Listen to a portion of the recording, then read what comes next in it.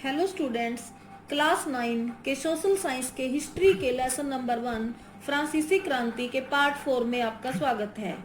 बच्चों, पार्ट 3 में हमने एनसीईआरटी के अभ्यास के 3 प्रश्नोत्तर कर लिए थे। आज हम उससे आगे प्रश्न करेंगे। प्रश्न नंबर 4, उन जनवादी अधिकारों की सूची बनाएं जो आज हमें मिले हुए हैं और जिनका उद्गम फ्रांसीसी क्रांति में है। उत्तर, फ्रांसीसी क्रांति में जिन अधिकारों का उद्गम हुआ है और उनका हम आज भी प्रयोग कर रहे हैं की सूची इस प्रकार से है। नंबर 1, प्रत्येक व्यक्ति स्वतंत्र पैदा होता है, स्वतंत्र रहता है तथा उसके अधिकार समान होते हैं। नंबर 2, प्रत्येक राजनीतिक संगठन का उद्देश्य व्यक्ति के सभी अधिकारों की रक्षा करना होता है। नंबर 3, कानून की नज़र में सभी व्यक्ति समान हैं। सभी नागरिकों को व्यक्तिगत रूप से या अपने प्रतिनिधियों के माध्यम से कानून निर्माण में भाग लेने का अधिकार है। नंबर 4, समाज के लिए किसी भी हानिकारक काम पर पाबंदी लगाने का अधिकार कानून के पास है। नंबर 5, प्रत्येक व्यक्ति को धार्मिक स्वतंत्रता का अधिकार प्राप्त है। नंबर 6, कोई भी व्यक्ति किसी दूसरे व्यक्ति का शोषण नहीं कर सकता है। नंबर 7, प्रत्येक व्यक्ति को बोलकर, लिखकर या छापकर अपने विचार व्यक्त करने की स्वतंत्रता है, बशर्ते उससे देश को हानि न पहुंचे। नंबर 8, नागरिकों की स्वतंत्रता के अधिकार का यह अर्थ है कि उस स्वतंत्रता का प्रयोग करते समय किसी अन्य व्यक्ति को अक्षति न पहुंचे। नंबर 9, कानून समस्त प्रक्रिया के बाहर किसी भी व्यक्ति को न तो दोषी ठहराया जा सकता है और न ही गिरफ्तार अथवा नजरबंद किया जा सकता है। नंबर 10, विधि द्वारा स्थापित प्रक्रिया के अतिरिक्त किसी भी व्यक्ति को उसकी संपत्ति से वंचित नहीं किया जा सकता। प्रश्न नंबर 5, क्या आप इस तर्क से सहमत हैं कि सार्वभौमिक अधिकारों के संदेश में नाना अंतर्विरोध थे? उत्तर, सार्वभौमिक अधिकारों के संदेश ने विश्व में स्वतंत्रता, समानता और विकास की एक ऐसी दिशा दिखाई जिससे संसार आज भी लाभ प्राप्त कर रहा है, परंतु इस संदेश में अनेक अंतर्विरोध भी थे जिनका वर्णन इस प्रकार से है। नंबर 1, महिलाओं को पुरुषों के समान सभी अधिकार नहीं दिए गए। फ्रांस में महिलाओं को सन 1946 में जाकर मताधिकार प्राप्त हुआ। नंबर 2, विश्व भर में अनेक वर्षों तक दासता तथा शोषण किसी न किसी रूप में विद्यमान रहे। नंबर 3, इन अधिकारों में सार्वजनिक शिक्षा के बारे में किसी प्रकार की घोषणा नहीं की गई थी। नंबर 4, इन अधिकारों में संपत्ति के अधिकार पर भी राज्य का नियंत्रण स्थापित कर दिया था। राज्य सार्वजनिक हित का बहाना बनाकर किसी भी संपत्ति को छीन सकता था। नंबर 5, इन अधिकारों का एक मुख्य अंतर्विरोध यह भी था कि 25 वर्ष की आयु पार कर चुके सभी लोगों को मताधिकार प्राप्त नहीं था। यहाँ तक कि फ्रांस में भी नागरिकों को सक्रिय और निष्क्रिय 2 श्रेणियों में बांटा गया था। प्रश्न नंबर 6, इन अधिकारों में लोगों को राजनीतिक स्वतंत्रता तो प्रदान कर दी गई थी, परंतु आर्थिक समानता के बारे में कुछ नहीं कहा गया था, जबकि आर्थिक समानता के बिना राजनीतिक स्वतंत्रता महत्वहीन है। प्रश्न नंबर 6, नेपोलियन के उदय को कैसे समझा जा सकता है? उत्तर, सन 1799 में डायरेक्टरी शासन को समाप्त करने के लिए नेपोलियन फ्रांस का प्रथम कांसुल बना। उसने जनमत संग्रह करवाया जिसमें 99.9% मतदाताओं ने उसका समर्थन किया। कांसुल शासन के सम्मुख देश के अंदर शांति एवं व्यवस्था स्थापित करना, यूरोपीय राष्ट्रों के साथ सम्मानजनक संधि करना, नए कानून बनाना तथा संविधान का निर्माण करना था। नेपोलियन ने इन उद्देश्यों की पूर्ति के लिए अथक परिश्रम किया।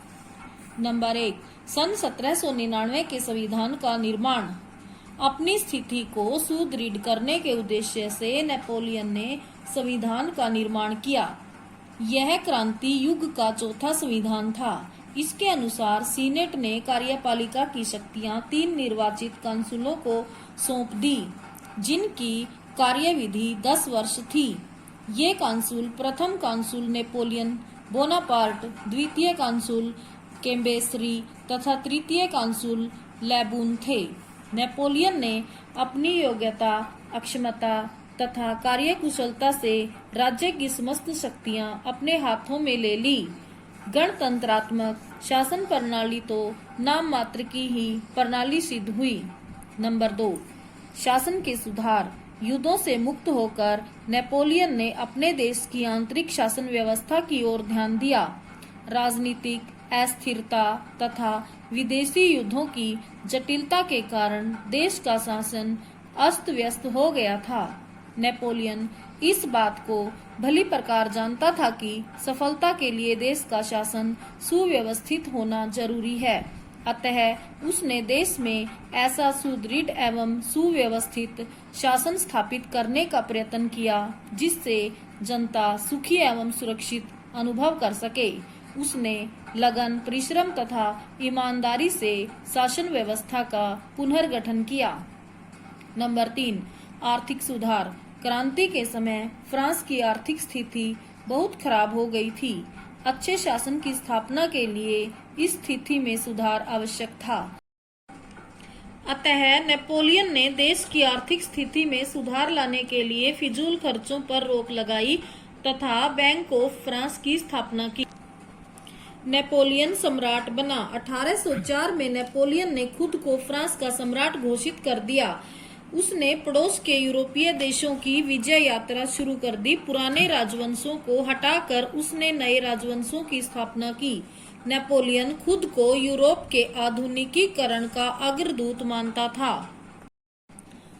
बच्चों, हमारे एनसीईआरटी के अभ्यास के प्रश्नोत्तर कंप्लीट हो चुके हैं।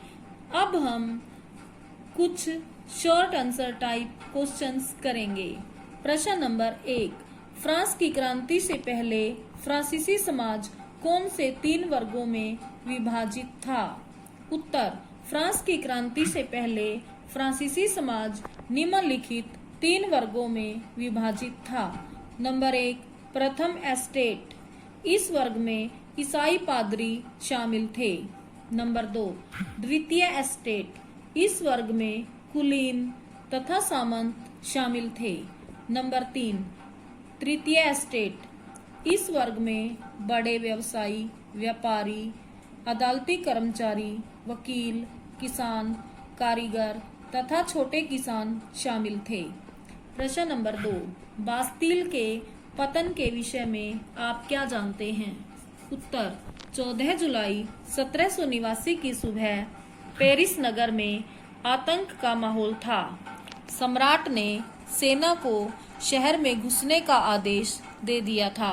अफवाह थी कि वह सेना को नागरिकों पर गोलियां चलाने का आदेश देने वाला है।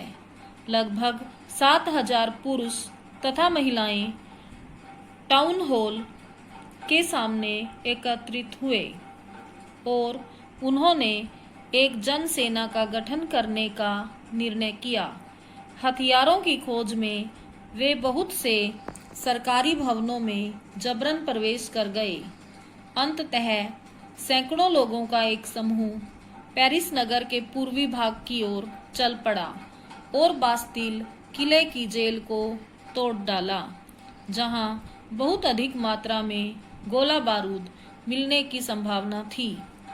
हथियारों पर कब्जे की इस सशस्त्र लड़ाई में बास्तील का कमांडर मारा गया और कैदी छुड़ा लिए गए।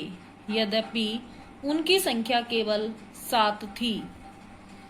प्रश्न नंबर 3, फ्रांस की क्रांति से पहले फ्रांस में करों की क्या व्यवस्था थी? उत्तर, 18वीं सदी से पहले फ्रांस में केवल तीसरे वर्ग के लोग ही कर अदा करते थे। चर्च भी किसानों से करों का एक हिस्सा धार्मिक कर के रूप में वसूल करता था, जिसे टाइद कहते थे। तीसरे एस्टेट से वसूले जाने वाले कर को टाइल कहते थे। टाइल में अनेक प्रकार के अप्रत्यक्ष कर भी शामिल थे। अप्रत्यक्ष कर नमक और तंबाकू जैसी रोजाना उपभोग की वस्तुओं पर लगाया जाता था। इस प्रकार राज्य के वित्तीय कामकाज का सारा बोझ करों के माध्यम से जनता वहन करती थी। तो बच्चों, ये हैं आपके शॉर्ट क्वेश्चंस और आज के लिए इतना ही करेंगे। धन्यवाद।